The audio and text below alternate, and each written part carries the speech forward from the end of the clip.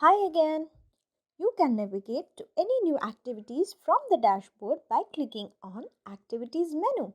Then select the skill you would like to build and click on any activity that you want to complete. It shall ask you to spend some coins to unlock the activity. Click on Yes. Now you can go through the activity detail, challenge statement and materials needed, how to do it video, if the activity has some additional information related to the topic and featured submissions of other activity members. After going through all of these, you can complete the challenge yourself and upload a photo or video of the challenge. On successfully submitting, your submission shall be sent to the moderators. If you refresh the page, you will see your submission as a pending status, which means it is still under verification.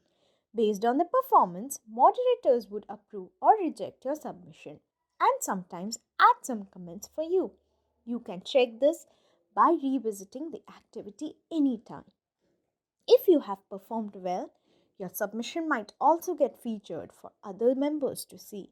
You get some XPs on completing every activity and a golden community star on every approved submission. You can check this by visiting the rewards page. So, what are you waiting for? Go and start complete your activities.